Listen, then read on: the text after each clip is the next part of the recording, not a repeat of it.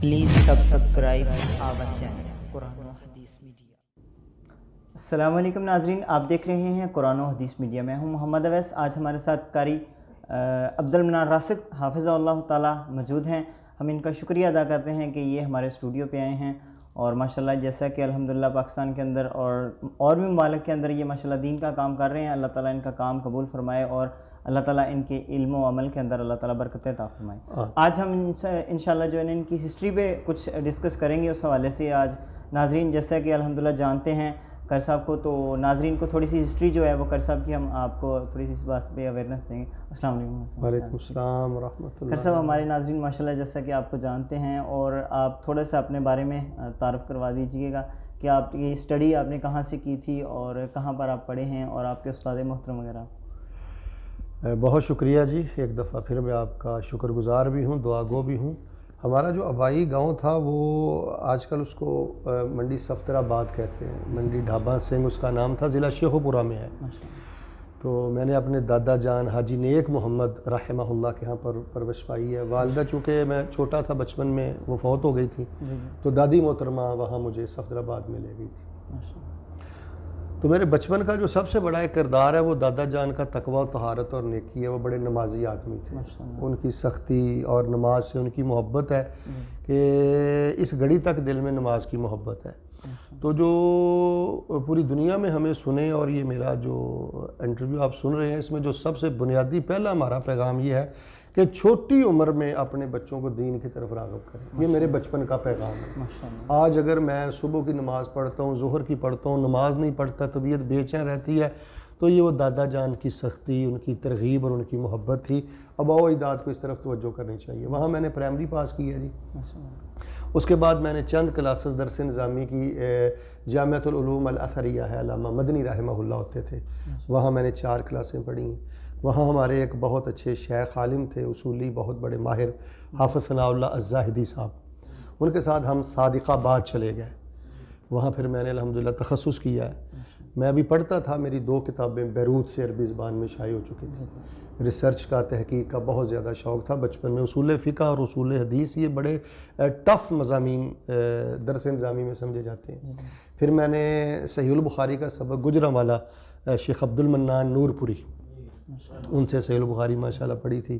یہ میرے مشائخ ہیں۔ درس نظامی میں نے کیا ہے جی۔ پھر وفاق المدارس الحمدللہ وہ میں نے عالمیہ کا امتحان دیا۔ اس کے بعد کچھ عرصہ میں ریاض میں رہا ہوں، الباحث العلمی کے طور پہ کام کرتا رہا ہوں۔ تو اب بھی الحمدللہ میرے پاس اقامہ ہے اور میں وہاں کا کام کرتا ہوں، رہتا یہیں پہ ہوں، لیکن وہ ٹرانسلیشن، تخریج، تحقیق جو میرے ذمہ کام ہوتا ہے وہ میں کر دیتا ہوں، اور میل ان کو بھیج دیتا ہوں۔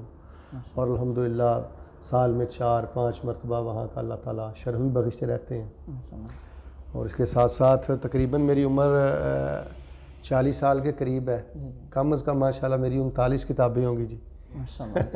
اس میں تراجم بھی ہیں، تو ذاتی تصنیفات بھی ہیں، سلیبس کی بکس بھی ہیں، اصلاح معاشرہ بھی ہے، اور خطباء کے لیے بھی میں نے بہت لکھا ہے۔ اور میں نے کوشش کی ہے کہ ان موضوعات کو چھوا جائے جن موضوعات پہ ابھی کام نہیں ہوا۔ جیسے داؤد قاسم صاحب نے مجھ سے سوال کیا کہ آپ کیا پیغام دینا چاہیں گے ہمیں، تو میں نے ان کو کہا کہ جو امہ کے مسائل ہیں وہ ڈسکس کریں، معاشرے کا آپ خوف نہ رکھیں، تھوڑا کام کریں، اچھا کریں۔ مثلا ذکر اذکار کے حوالہ سے میں نے دیکھا بڑی کوتاہی ہے، اس پہ ہم نے پہلے کارڈ شروع کیے، پھر کتاب الاذکار شروع کی، اب ایک انسائکلوپیڈیا ہے ذکر الہی سے معرفت الہی تک۔ ابھی ایک ہمارا نیا پروجیکٹ ہے تصنیفی، خطبات اسماء حسنہ، معجم اسماء حسنہ، پیارے اللہ کے پیارے نام۔ میں دیکھ رہا ہوں کہ جدی پشتی بڑے بڑے مذہبی اہل حدیث اہل سنہ ہے، یقین جانیے ان کو اللہ کے 99 نام نہیں آتے۔ آپ 99 مسلمانوں سے ملاقات کر لیں، ان میں سے ایک شاید آپ کو ایسا مسلمان ملے گا جو اپنی دعاؤں میں اللہ کے 99 نام پڑھ کر اللہ سے دعا کرتا، اور یہ بہت بڑی محرومی ہے۔ جس انسان کو اللہ کا تعارف نہیں ہے وہ اللہ کی نماز کیسے پڑھے؟ وہ تو تہجد کے وقت بستر نہیں نہ چھوڑ سکتا۔ ایک مصنوعی شعر ہے، ایک حقیقی شعر ہے۔ مصنوعی شعر آپ 10 یہاں پہ لٹکا دیں، میں ٹس سے مس نہیں ہونا اپنی جگہ سے، اور حقیقی شعر ایک بھی آ جائے، جھلک بھی نظر آ جائے، تو میں پورا کمرہ جو ہے سر پہ اٹھا لوں گا۔ تو اللہ کا حقیقی تصور جو ہے وہ لوگوں کے دلوں میں بٹھانے کی ضرورت ہے جی۔ تو اس وقت میں مسلم ٹاؤن 3 فیصل آباد میں ہوتا ہوں. ہمارا ایک ادارہ ادارۃ الکتاب والحکمہ، وہاں زیادہ ہم تحقیقی اور یہ دعوتی لٹریچر جو ہے وہ الحمدللہ لکھتے رہتے ہیں اور اس کو پھیلاتے رہتے ہیں. وہاں پر آپ خطبات وغیرہ وہیں پہ سر انجام؟ ہاں جی، مسجد ربانی ہے، بڑی مرکزی مسجد ہے. وہاں تو ہماری جماعت کے بڑے بڑے خطباء، میرے سے پہلے عبدالرزاق ساجد صاحب ہمارے بھائی ہیں، دوست ہیں، مولانا نواز چیمہ صاحب اور مولانا یوسف پسروی صاحب، بڑے بڑے خطباء وہاں رہے ہیں. میں تقریباً عرصہ 10 سال سے وہاں ماشاءاللہ خطبہ پڑھاتا ہوں، اور ماشاءاللہ بہت خاصی رونق ہوتی ہے. پورے پنجاب سے لوگ بڑے ذوق کے ساتھ آتے ہیں. جامع مسجد الربانی، بیس لین کمال آباد، فیصل آباد. تو یہ بچپن کے اندر کس کی سپورٹ تھی کہ دین کے کام کے اندر؟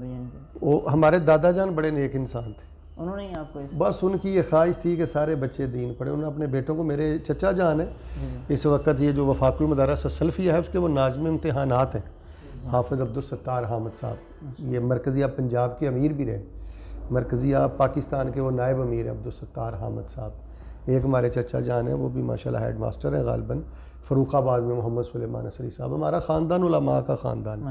میرے والد بہت اچھے حکیم اور طبیب تھے. اصغر حازم صاحب آپ کے چچا، ان کے بڑے اچھے گہرے دوست تھے، مولانا حکیم عبدالرحمن راسخ رحمۃ اللہ. ان میں ایک صفت تھی جو مجھے بڑوں نے بتائی ہے. ان کی خواہش یہ ہوتی تھی، اور یہ بہت بڑی بات ہے، اگر آپ چاہتے ہیں نا کہ آپ کا بچہ آپ کی آنکھوں کا نور بنے، کسی کے بچے کے بارے میں برا نہ سوچیں. کسی کے بچے کو آپ دل سے دعا دیں گے اور ہاتھ سے پکڑ کے آپ اچھائی پہ چلائیں گے، اللہ آپ کو آپ کے بچوں کے بارے میں کبھی مایوس نہیں کرے گا. ہمارے والد نے درجنوں بچوں کو اٹھایا، ان کو مدارس میں بھیجا، پڑھایا. اللہ تعالیٰ نے ان کے خاندان میں ماشاءاللہ انہوں نے اپنے بھائیوں کو بھی پڑھایا. میرے چھوٹے بھائی بھی منیب الرحمن راسخ گجرات کی مرکزی جمعیت کے مسجد کے خطیب ہیں ماشاءاللہ. اور علماء اکرام کے لیے آپ کچھ اویئرنیس کے پیغام کو میسج؟ علماء کے لیے جی میرا تو سب سے پہلا پیغام تو یہ ہے کہ اللہ کا واسطہ ہے علم پڑھ کے اسٹیج پہ آئیں.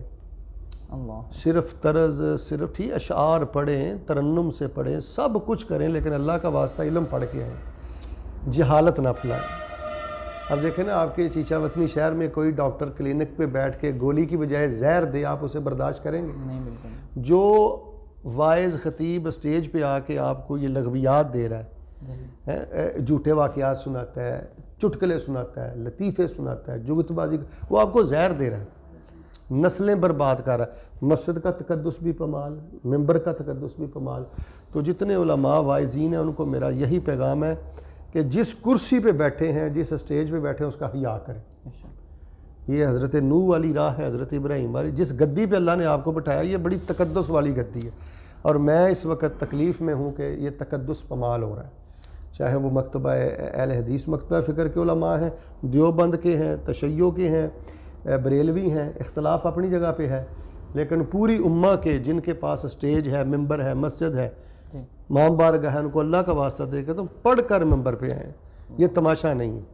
اور سب سے بڑا ظلم یہ ممبر و محراب سے ہو رہا ہے. مجھے بتائیں، ایک ڈاکٹر ہے، اس نے MBBS نہیں کیا ہوا، وہ جھوٹ بولتا ہے، اس نے باہر لکھا ہوا کہ میں MBBS ڈاکٹر ہوں، ہے نہیں ہے وہ، آپ اس کو برداشت کریں گے؟ اب ایک بندہ علامہ نہیں ہے، مناظر اسلام نہیں ہے، شیخ الحدیث نہیں ہے، لیکن وہ لوگوں کو باور کرواتا ہے کہ میں شیخ الحدیث ہوں، میں علامہ ہوں، میں مناظر ہوں.